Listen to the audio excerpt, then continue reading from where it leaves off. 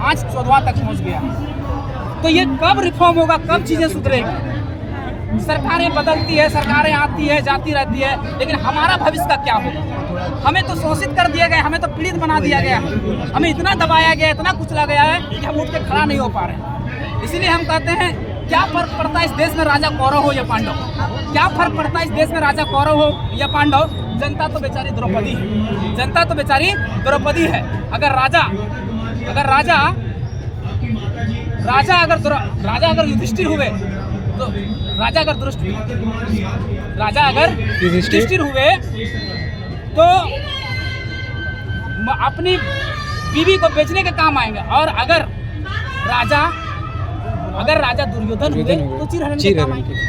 यही तो हो रहा है। जब रघुवर दास का कार्यकाल था 2019 में, उस समय यही सरकार कहती थी कि ये जेपीएससी के मुद्दे को लेकर ये कठपुतली की सरकार है और निकम्मों की सरकार है, निठल्लों की सरकार है, और उस सरकार को घेरती थी। आज जब ये सत्ता में बैठी तो खुद निकम्मा निठल्ला हो गई। और हमारी मांगे क्या है? छोटी छोटी मांगे हैं कि भैया टीडीपीएल एजेंसी जो उत्तर प्रदेश हाईकोर्ट ने जिसको ब्लैक लिस्ट घोषित कर दिया था, दीवार घोषित कर दिया गया था, तो उसको झारखंड में टेंडर कैसे मिला इसकी जांच की जाए, और जो भी दोषी उसको कड़ी से कड़ी सजा दिया जाए।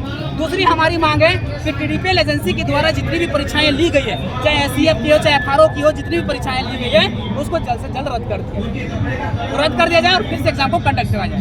तीसरी हमारी मांग है कि जैसे पहला जेपीएससी से जो जांच चल रहा है सो आज तक चलता आया, तो एक कानून झारखंड में बने कि कोई भी अगर इस तरह का धांधली होता है तो 3 महीने के अंदर वो प्रक्रिया को पूरी की जाएगी और एक फास्ट ट्रैक कोर्ट का निर्माण किया जाएगा, और उसमें जो भी दोषी रहेगा, अगर फांसी चढ़ाना हो तो फांसी पर चढ़ा दीजिए, अगर उम्र कैद की सजा दे रहा है तो उम्र कैद की सजा दीजिए, लेकिन ये चीज़ें नहीं चलनी चाहिए। और चौथी हमारी मांग है कि अगर जेपीएससी पहले एग्जाम को कंडक्ट करवाती थी खुद से, फिर जेपीएससी नहीं लेने लगी, उन्होंने एजेंसी को सौंप दिया। अब एजेंसी भी एग्जाम को सही से कंडक्ट नहीं करवा पा रही है, तो ऑप्शन क्या है? हम पढ़ने वाले छात्र हैं, हम तरीका बता सकते हैं। अनुच्छेद 312 के तहत संघ लोक सेवा आयोग का गठन किया गया है, और अनुच्छेद 315 के तहत राज्य लोक सेवा आयोग का गठन किया जाता है।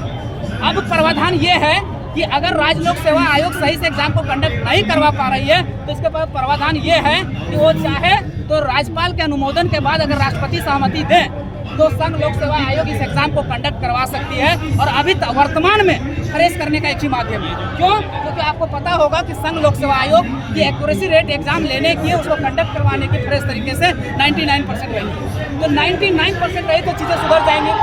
सुधरेगी कि नहीं सुधरेगी? सुधरेगी। भाई हम अभी तब तक तरस होते रहे हैं, हम कह रहे हैं कि भाई हमको सीआईडी नहीं चाहिए, एसआईटी नहीं चाहिए। क्यों नहीं चाहिए? इसका भी कारण है। आपने जैसे सीजन का एग्जाम देखा होगा 2023 में हुआ, सरकार मानने को तैयार नहीं हुई कि पेपर लीक हुआ था। फिर हम छात्रों ने आंदोलन किए और मनाए, 4000 लोगों पर, उसके लिए 4000 छात्रों पर केस हुआ, 16 लोगों पर नामजद केस हुआ। सरकार मानी भी कि हाँ गलती हुआ था, पेपर लीक हुआ था, लेकिन हम छात्रों पर तो केस करके छोड़ दिए। जब आपने गलती स्वीकार किया तो हम छात्रों को तो हटा देना चाहिए केस, लेकिन नहीं, चलिए वो भी मान लेते हैं। उसके बाद आपने एक एसआईटी टीम का गठन किया। एसआईटी टीम जांच करना जब शुरू की और जब बड़े बड़े लोगों के गिरबान तक हाथ पहुंचे तो आपने एसआईटी को शिथिल कर दिया। एसआईटी और किसको पकड़कर, छोटी छोटी जो मछलियां हैं उसको पकड़कर जेल में डाल दिया और बड़ी बड़ी मछलियों को छोड़ दिया, जिसके कारण से आज देखिए 14वां जेपीएससी भी उसका शिकार हो गया। और आने वाला जितना भी जेपीएससी होगा, ये 15वां होगा, 16वां होगा, 17वां होगा, हर बार होगा। 7वां जेपीएससी में मैं खुद 56 दिन आंदोलन में रहा बापू वाटिका में। 56 दिन के बाद 56वां दिन हमें जेल में डाला गया था, और 7वां में नहीं सुधरा तो आज देखिए 10वां भी शिकार हो गया, और 11वां से 13वां भी शिकार हो गया, और 14वां भी शिकार हो गया। अब कहिएगा कि 11वां 13वां कैसे शिकार हुआ, तो मैं भी वो भी बता देना चाहता हूँ। यही टीडीपीएल एजेंसी उसका मुख्य परीक्षा लिया है। पहले मुख्य परीक्षा क्या होता था कि उसका जो फिजिकल तरीके से जांच होता था और जो भी नंबर बैठता था उसका कॉपी में बैठता था, लेकिन इस बार इस एजेंसी ने क्या किया, सीटों को बेचने के लिए, नंबर को बढ़ाने के लिए क्या किया कि स्कैन करके कॉपी दे दिया कि बताइए, और एक कोड जारी कर दिया कि 001 ये कोड है, बताइए इसका नंबर कितना आया है। और एजेंसी ने अगर बता दिया कि इसका नंबर 40 आया है तो सफेद कागज में एजेंसी लिख ले रहा है कि इसका 40 नंबर है। अगर उसको सेटिंग किया गया है कि रोहित कुमार ने 001 को सेटिंग किया है तो उसका नंबर को 100 कर दिया जा रहा है। ऐसा सेटिंग किया तो 11 और 13 भी विवादित है। 11 और 13 को भी जांच कराया जाए और उसको रद्द किया जाए और फिर से एग्जाम को कंडक्ट कराया जाए। उसके साथ साथ में हमारा जो पहला और दूसरा जो सीबीआई जांच चल रहा है, जिसका रिपोर्ट पेश हो चुका है, उसको सबसे पहले सस्पेंड कीजिए। इसलिए सस्पेंड कीजिए कि वो 4-5 सालों में वो लोग रिटायर कर जाएंगे, और रिटायर कर जाएंगे तो फिर दोषियों की कार्रवाई नहीं होगा, तो इस चीज़ें चलती रहेंगी। हम पूरा तरह से जेपीएससी की रिफॉर्म की बात करते हैं। दूसरी बात, एक और हमारी मांग है। एक हमारी ये मांग है कि सबसे बड़ा जो भ्रष्टाचार होता है और सबसे बड़ा जो विवाद होता है यहाँ के जेपीएससी हो या जेएसएससी के आयोग के सदस्यों की नियुक्ति में होता है। इसको हमेशा राजनीतिक रंग दिया गया है, हर बार रंग दिया गया। इस बार देखे होंगे कि जेएमएम के जो सुप्रियो भट्टाचार्य हैं, जो उसका महासचिव हैं, उसकी पत्नी अदिता भट्टाचार्य यहाँ सदस्य बनी हुई है, यानी पूरी तरह से राजनीतिकरण हुआ है। ये नहीं चाहते हैं, इसलिए एक पैनल का निर्माण हो उसके सदस्यों और अध्यक्षों की नियुक्ति के लिए।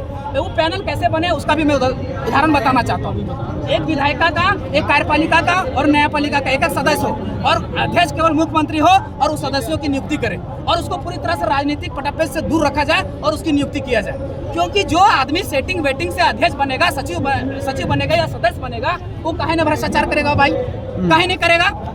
ये नहीं होना चाहिए। और उसका उदाहरण आप देख सकते हैं, अभय तिवारी के बारे में अगर कहा जाए तो अभय तिवारी अल्बर्ट आइंस्टीन है। अल्बर्ट आइंस्टीन का दामाद रहा होगा, उसका या बेटा या भाई भतीजा रहा होगा, क्योंकि अल्बर्ट आइंस्टीन भी इतना तेज नहीं था, उसका IQ 163 था, हो सकता है इसका 163 से भी डबल हो गया होगा। क्योंकि अभय तिवारी आज तक 12 एग्जाम में बैठा है, 12 एग्जाम को क्रैक किया है। और कैसे क्रैक किया है? जो अल्बर्ट आइंस्टीन की जो खोज थी उसकी टेक्नोलॉजी का भरपूर इस्तेमाल करते हुए, कोई अल्बर्ट आइंस्टीन नहीं है, अल्बर्ट आइंस्टीन की टेक्नोलॉजी का भरपूर उपयोग किया है। अभी आप देखे होंगे उसी के एजेंसी के जो अकाउंटेंट थे रक्षक सिंह, कल पकड़ाए हैं, अकाउंटेंट भी पास है और अभय तिवारी का रिश्तेदार भी पास है। आप सोचिए, सारे अल्बर्ट आइंस्टीन उसके घर में ही पैदा लिए, उसके एजेंसी में ही पैदा लिए, सोचने वाला सेटिंगबाज एक साथ। तो ये दुर्भाग्य झारखंड की रिफॉर्म होना चाहिए जेपीएससी और जेएसएससी का, यही हमारी मांग है। ठीक है, इधर से